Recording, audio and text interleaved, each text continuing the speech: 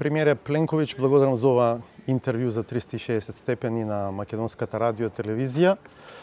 Добре дојдовте во Македонија и во Охрид. Дали ви е прв пат во Охрид? Prije svega hvala lijepa na prilici. Nije prvi put u Ohridu, bio sam i ranije u nekim prijašnjim vremenima dok još nisam bio predsjednik vlade, ali moram reći da je zaista gostoprimstvo predsjednika Mickoskog i ovakav prekrasan ambijent ovdje na Ohridu zaista impresivan i preporučit ćemo Hrvatima da što više dođu na Ohrid. На пресконференцијата рековте дека околу 55.000 македонци во 2025 година дошле во Хрватска. Тоа во проценти, кога ќе ја кажеме вкупната бројка од околу 22 милиона туристи, е малку, но вие се заблагодаривте и на таа бројка. Може ли повеќе хрвати да доаѓаат во Македонија и повеќе македонци во Хрватска, се разбира? Hrvatska je snažna turistička destinacija, mi smo negdje 18. turistička zemlja svijeta, imamo privilegij da imamo Jadransku obalu, naših 7 obalnih županija, najviše posjećuju strani turisti. Hrvatska je otprilike dosegnula do sada 22 milijuna turista godišnje, oko 110 milijuna noćenja, 15 milijardi 300 milijuna eura prihoda od turizma i sa turizmom povezanih aktivnosti gospodarskih, tako da smo u jednoj poziciji koja je vrlo solidna. Što se tiče naše zahvalnosti Makedoncima koji posjećuju Hrvatsku, 55.000 je vrlo lijep broj, to je rast od 10% iz godine na godinu, a baš uoči našega intervjua saznao sam da je oko 25.000 Hrvata godišnje posjeti Makedoniju, što mislim da je jako dobro i vjerujem da će ih biti i više. Potpišan je договор за стратешка соработка. Колку реално тој може да се отелотвори во вистинско напредување, реално, практично напредување на соработката меѓу двете земји, или на договорот треба да гледаме пред секако на политичка декларација, што исто така не е за подценување? Pa riječ je o sporazumu o strateškoj suradnji koji pokazuje da je stupanj odnosa, povjerenja, prijateljstva, dugogodišnje suradnje došao u fazu kada je dobro da strukturiramo naše odnose sa jednim okvirnim sporazumom koji pruža mogućnost ne samo za intenziviranje političkog dijaloga, što je njegov temeljni cilj, nego i vrlo sadržajnu suradnju sektorsku, pa smo evo već danas potpisali ovaj sporazum između naših ministara nadležnih za energetiku, kako bi se i u tom segmentu dodatno razvijala suradnja između Hrvatske i Makedonije. U ovom trenutku razmjena je dosegnula godišnje skoro 350 milijuna eura. Smatramo da će ona i dalje rasti, a i evo poslovni forum koji je upravo održan predstavlja, ja bih rekao, vrlo značajno iskazan interes što se Hrvatske tiče hrvatskih izvozno orijentiranih kompanija. Vidim da je slično i sa makedonske strane gdje su to kompanije koje jako dobro posluju i na međunarodnim tržištima, mnoge su već godinama prisutne u Hrvatskoj.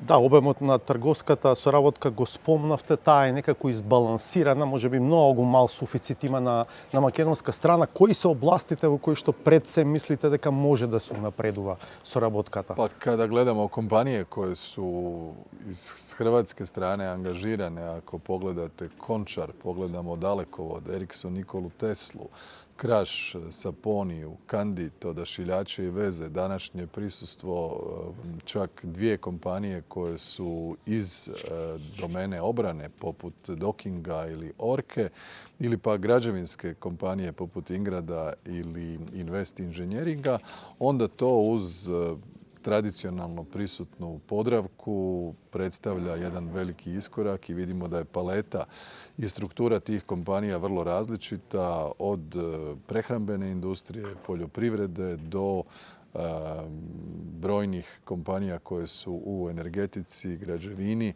a naravno da ćemo tu suradnju pogledati i sa druge strane. Kompanije koje su prisutne u Hrvatskoj, vidjeli smo danas predstavnike primjerice Alkaloida, predstavnike Tikveša koji su investirali, vidimo, u jednu vinariju u Istri, u Motovunu, su signal da je ta suradnja zaista razgranata i da je trebamo dobro okrupniti, a posebno vidjeti ICT sektor koji po meni ima veliku perspektivu. За Македонија или за Северна Македонија пристапниот процес кон Европската Унија е многу тажна приказна. Самиот на пресконференцијата зборувавте за тоа дека некаде во 2000-тата Хрватска се трудеше да ја стигне во делот на потпишувањето на спогодбата за стабилизација и асоциација. Се сеќаваме на 2005-тата, Хрватска некаде во октомври после готовина успеа да ги отвори пристапните преговори. Македонија 2 месеци подоцна го доби кандидатскиот статус, но денес Хрватска е веќе 13 години членка на Европската унија, а Македонија за жал е речиси на истото место како во 2005 година и тоа е навистина тажна историја. Македонија нема своја земја покровител, земја ментор, како што може би вие имавте во текот на пристапниот процес во една Германија. Знаете дека е блокиран пристапниот процес. Актуелната влада во Скопје не се согласува со тоа што беше договорено во 2022 година и со преговарачката рамка. Има ли излез од оваа блокада? Гледате ли вие некаде излез? Pa prije svega, točno je ovo što ste rekli. Makedonija je bila nešto ispred Hrvatske u vremenu prvog samita između zemalja Europske unije i zemalja jugoistoka Europe koji je bio održan u Zagrebu. Ja se jako dobro sjećam tih trenutaka jer sam tada bio diplomat koji se baš bavio tim temama.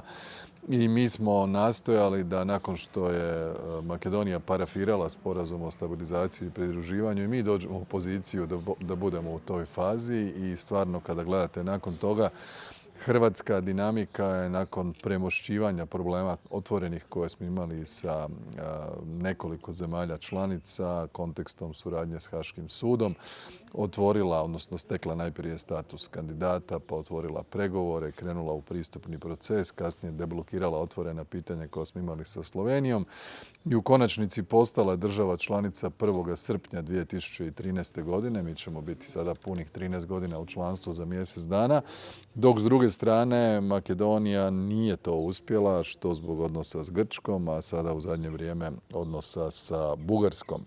Mi smatramo da je takav status i taj put kojeg ste vi nazvali tužnim po meni prije svega duboko nepravedan, jer su reforme koje su ovdje poduzimale različite vlade išle ka ispunjavanju kriterija, bilo političkih, bilo ekonomskih, bilo sektorskih, i da jedna takva situacija koja nije omogućila čak ni otvaranje pregovora, zahtjeva i dodatne izmjene Ustava i određenih protokola koje su realno gledajući politički vrlo osjetljive za makedonski narod, što ja itekako razumijem. Smatramo da treba doći do jednog rješenja koje bi omogućilo napredak, zahtijevati u više navrata promjene Ustava, imena, sve ovo što se događalo ovdje su teške. Teške su za svaku vladu, bile bi teške za svaki narod. Ja često se zapitam kakav bi bio stav Hrvatske i hrvatskih građana da smo imali slične uvjete kakve ima makedonski narod i kakve Sjeverna Makedonija ima danas. Mislim da ne bi bilo lako držati stupanj entuzijazma i privrženosti prema Europskoj uniji kao što ga imamo danas.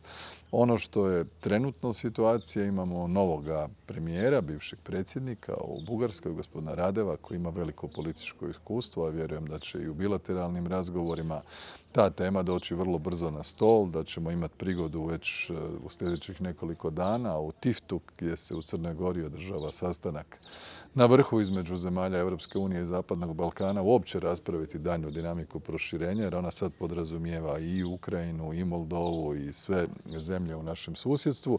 Tako da u tom kontekstu širem treba tražiti rješenja za deblokadu ove situacije koja nikako nije dobra, ne samo za Sjevernu Makedoniju, nego nije dobra uopće za proces proširenja. Da. Vi imate малку побалансиран став, но да речеме изјавите што доаѓаат од Брисел велат има договор од 2022 година, сега е на владата во Скопје да испорача согласно тој договор. Од друга страна, владата на господинот Мицкоски инсистира на гаранции, некаков тип на гаранции што би дошле од Советот на Европската унија или од Европскиот совет, дека ако се направат уставните измени, ако се внесат бугарите, тоа ќе биде последната одстапка од идентитетско-историски карактер и дека нови вета во текот на пристапниот процес нема да има. Можно ли е да се добијат такви гаранции? Pa ja mislim da je to razuman stav makedonske vlade i premijera Mickoskog. Znate, kad se čovjek jednom opeče, onda puše i na hladno. Jer i ranije je bilo situacija da se mislilo da je sve riješeno kad se ispune određeni kriteriji, pa su se najedanput stvarali novi izazovi i novi preduvjeti za otvaranje pregovora. Tako da ja razumijem da aktualna vlada na neki način je dobila u nasljedstvo dogovor iz 2022. kada je Francuska predsjedala Vijećem Europske unije, koje je jedno rješenje gdje je Francuska nastojala biti konstruktivna, međutim zahtjevno je to rješenje objektivno za sve političke aktere u Sjevernoj Makedoniji i ne čudi me ovakav stav, mislim da je on ispravan i artikuliran, da onda ako se dogovori nešto, da onda za godinu dana ne bude nekih novih prepreka pa da ponovno se treba vraćati u velike zakonske izmjene ili pak izmjene Ustava, što je izrazito politički osjetljivo i u konačnici nepopularno.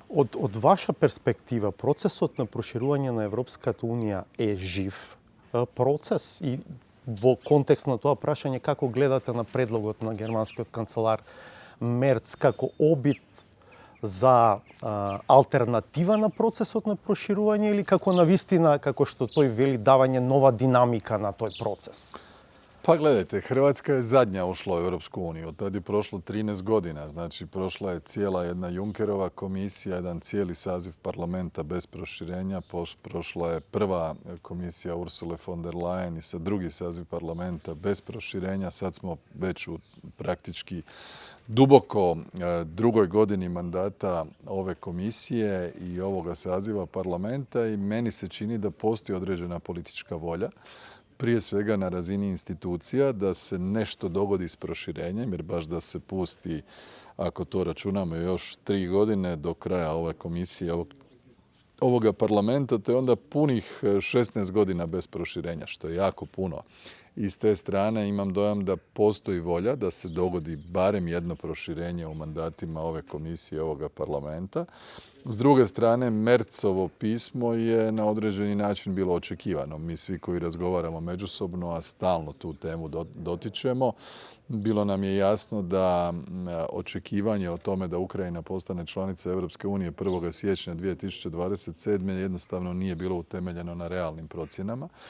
I ono se u biti temelji na dvije dosta iskrene poruke. To je i kulturološki očekivano od Njemačke kao najveće članice. Jedan, želimo biti jasni, prijatelji smo, želimo europsku perspektivu Ukrajine, želimo članstvo, ali nije realno 1. siječnja 27. To je ono što je u biti bit toga pisma. Drugo je da temeljem iskustva dosadašnjih proširenja, pa i europskog ekonomskog prostora EFTE, Njemačka nudi jedan novi model koji bi bio nalik proširenju, dao bi određene privilegije Ukrajini prije svega, jer to je pismo, možemo reći, 4/5 Ukrajini i zadnju petinu se odnosi na ostale zemlje, gdje bi joj omogućio ukrajinskim ministrima, zastupnicima jedan pridruženi status prema institucijama, a jednako tako i mogućnost sudjelovanja u pojedinim sektorskim politikama uz značajna financijska sredstva koja su važna kao dio jednog šireg paketa mirovnog plana za Ukrajinu koji bi trebao podrazumijevati i primirje, pa i mirovni sporazum i sigurnosna jamstva i jačanje ukrajinskih obrambenih sposobnosti, nastavak stvarnih reformi prema članstvu u Europskoj uniji, a de facto bi dao jedan lijek koji bi djelovao brzo i percepcijski bi bio dobro prihvaćen u Ukrajini. To je smisao tog pisma. On tu naravno dotiče i ostale i sugerira da otvorenije razgovaramo što ćemo s proširenjem, jer ta tema je različita ako ju gledamo načelno i različita ako se gleda konkretno. Konkretno je vrijedilo do sada pravilo individualne zasluge, individualna postignuća, strukturiran proces sa poglavlja na klastere, pregovori, zaključivanje sporazuma, ratifikacija, članstvo. Ono što je bitno i pozicija Hrvatske je vrlo jasna, ako će se doći do jednog novog modela koji bi podrazumijevao ili neke prečice, dakle brže puteve, onda te prečice moraju vrijediti za sve. Ne mogu vrijediti samo za neke, a za druge ne. Pogotovo ne za naše susjede, za jugoistok Europe, koji dugo godina čekaju, poput primjerice Sjeverne Makedonije ili za nas jednako tako važnu i posebno bitnu Bosnu i Hercegovinu gdje su Hrvati konstitutivan i ravnopravan narod, gdje mi želimo da i Bosna i Hercegovina ide brže prema Europskoj uniji nego što je to sada. Dakle, to je jedan kontekst u kojem ćemo morati raspraviti ovo što u Tiftu odmah idući tjedan, što u Briselu, ja se nadam, u lipnju. Ова е на линија можеби на тоа што го зборува новиот унгарски премиер или словачкиот премиер за тоа дека ако на Украина и се дава некаков привилегиран статус, тогаш не смеат да се заборават државите од Западниот Балкан. Што мислите, бидејќи самиот спомнавте дека чувствувате дека има желба во мандатот на овие европски институции да се случи барем едно проширување, дали Црна Гора е најсериозниот кандидат за тоа и каква е хрватската перспектива на таа црногорска амбиција со оглед на тоа што Хрватска го блокира затворањето на поглавието 31 за Црна Гора со оглед на тоа што имате редица барања поврзани со некои prašanja vo Crna Gora? Pa što se tiče ukupnog konteksta gdje je koja zemlja, tu su stvari dosta jasne, ali Crna Gora je realno najviše odmakla u tom institucionalnom procesu pregovora. S druge strane, Albanija je napravila veliki napredak u proteklom razdoblju. Srbija je tu nešto sporija. Situacija sa Sjevernom Makedonijom je ovakva kakva je. Bosna i Hercegovina čeka da otvori te svoje pregovore, premda je politička odluka donesena na razini Europskog vijeća, a ambicija koju Bosna i Hercegovina ima pretpostavlja i određene dogovore političkih stranaka i naroda oko temeljnih pitanja koji su sada više internog karaktera i očekuju se da se i to riješi. Kosovo, s druge strane, koje je nepriznato od strane čak 5 članica Europske unije, ima sporazum o stabilizaciji i pridruživanju i nalazi se, recimo to tako, sa Bosnom i Hercegovinom možda malo dalje od samoga članstva. Što se tiče Hrvatske, mi smo generalno za proširenje, mi smo godinama pomagali Crnu Goru da ispuni reforme, transferirali znanje. Mi smo cijeli prevedeni aki ili ti pravnu stečevinu Europske unije koji smo radili, prevodili, investirali, to nas je u konačnici nešto i koštalo, besplatno ustupili svim državama jugoistoka Europe, jer to je ipak ogromna količina europskog zakonodavstva koja se kroz desetljeća stvarala, da im prevođenje akija bude lakše na jezik i da taj pravni jezik i to redigiranje bude što bolje i učinkovitije, a postoje određena otvorena pitanja i neki potezi koji su bili vrlo loši i iznenađujući prije otprilike 2 godine, koji su se dogodili u Narodnoj skupštini Crne Gore, suprotno onome što se očekivalo i što se obećalo i što se dogovorilo. Crna Gora tu se nalazi u poziciji da u pogledu poglavlja 31, koja je vanjska sigurnosna politika, koja podrazumijeva i dobrosusjedske odnose, treba ispuniti još neke kriterije. Naši ministri vanjskih poslova su zaduženi da razgovaraju na tu temu i kad se ti i ako se ti kriteriji ispune, onda ćemo odlučivati o daljnjim koracima. Mislite дека ќе има можност за ратификација на пристапен договор само за Црна Гора кај сите земји членки на Европската унија или сепак ќе треба да се формира една поголема група, кластер на држави? Ja mislim da je situacija toliko različita danas da osim ako se potpuno ne promijeni koncept, to jest da se smisli nekakav novi alternativni oblik bližega statusa ili bližega članstva koji bi onda išao za sve, ako se nastavlja sa većinom zemalja, posebice jugoistoka Europe, da se ide prema punopravnom članstvu, onda ne vidim kako bi moglo doći do jednog velikoga paketa, jer su u institucionalnoj i pregovaračkoj dinamici razlike u vremenu, u realnom, prevelike ovom času. И само уште едно прашање околу безбедноста и стабилноста во поширокиот регион. Ги споменувавме речиси сите држави. Босна и Херцеговина има некаква своја внатрешна динамика. Нерешени се односите Белград-Приштина. Во Србија внатре се случува една политичка нестабилност. Еве, ве слушаме и вас од време на време, реплицирате на некои изјави кои што доаѓаат од Белград. Последно беше на председателката на тамошниот парламент Брнабич и така натаму. Гледате ризици за безбедноста и стабилноста во регионот?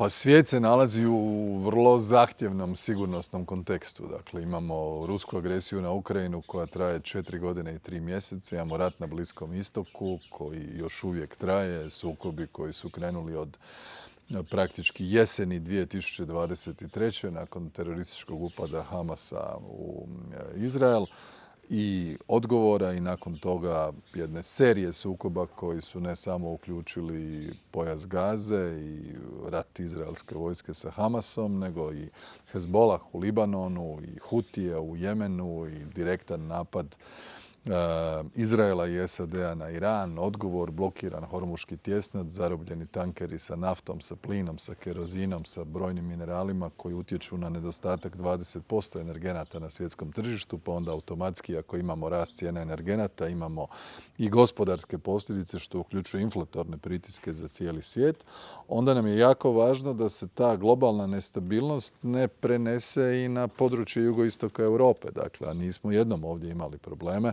Imali smo ih od agresije velikosrpskog Miloševićevog režima na Sloveniju, na Hrvatsku, na Bosnu i Hercegovinu, kasnije na Kosovo, probleme koji su postojali ovdje, sjećamo se i ovdje situacije koja je postojala u Sjevernoj Makedoniji, brojne sporazume i činjenica da ne bi bilo dobro da imamo neke proksi organizirane i orkestrirane sukobe ili izazivanje nestabilnosti na području koje ovako i onako kroz recentnu povijest se pokazalo prilično volatilnim. I zato nam je itekako važno da se održi stabilnost. Za nas vrlo jasna poruka je bila prvo suradnja država, drugo europski put. Europski put je sidro, poveznica, ljepilo koje spriječava određene sukobe. To je u konačnici i povijest cijelog procesa europske integracije. A s druge strane, ne možemo bježati od činjenice da postoje otvorena pitanja. Odnosi Srbije i Kosova su daleko od dobrih. Dakle, taj dijalog je sada vrlo, recimo to tako, škrt. Nije osobito intenzivan. U Bosni i Hercegovini postoji određeni signali, sada su izborna je godina, vidjet ćemo kako će to sve skupa biti nakon mjeseca listopada, da situacija bude bolja. Što se tiče ostalih zemalja, mislim da se svako trudi da nešto napravi. Imamo te demonstracije koje u Srbiji traju već nekoliko godina, neke su vezane onim groznim događajem u školi koji se dogodio, ubojstva djece, druge su vezane sa nadstrešnicom u Novom Sadu. Međutim, skupila se jedna skupina ljudi koja već dugi niz godina u biti demonstrira za promjenu vlasti, promjenu režima, što bi se reklo. I to sve utječe na stabilnost cijelog jugoistoka Europe. Vi ste spomenuli da mi tu i tamo povremeno reagiramo. Mi uglavnom reagiramo i to na jedan ovako dosta elegantan način, ne pridajući veliku pozornost time da se interna situacija u Srbiji najlakše rješava tako da se fokus prebacuje na nekoga u susjedstvu. Obično je to Hrvatska. Mi smatramo da Hrvatska nikakve veze nema sa unutarnjom nestabilnošću i studentskim ili drugim prosvjedima u Srbiji, nego da je to interno pitanje Srbije i tako to i tretiramo. Mi smo sve svoje nacionalne zadaće riješili, ali baš sve, i pobjedu u obrambenom Domovinskom ratu i oslobađanje okupiranih teritorija i članstvo u NATO-u i Europskoj uniji i Schengenu i europodručju. Sutra će biti u OECD-u. Sada imamo strateški zadatak i ustavnu obvezu da brinemo o Hrvatima izvan Hrvatske, jer su to Hrvati u Bosni i Hercegovini kao konstitutivan narod. Da li su to hrvatske nacionalne manjine u nama susjednim zemljama, njih ima 12, ili pak poveznica domovinske iseljene Hrvatske, to su strateške zadaće uz jačanje gospodarstva. I mi sve te ciljeve ostvarujemo uz, naravno, kao što to rade i svi, jačanje naših obrambenih sposobnosti. Hrvatska ulaže jako puno u svoje obrambene sposobnosti da bi ispunila i ciljeve prema NATO-u, ali i da bi osigurala u budućnosti svoju sigurnost, da nam se 91. više nikad ne ponovi. Благодарам за ovaj razgovor. Hvala vam lijepa i želim puno uspjeha Sjevernoj Makedoniji na putu prema članstvu u Europskoj uniji. Mi smo i prijatelji, partneri, podržat ćemo taj proces. Благодарам още веднъж. Hvala vam.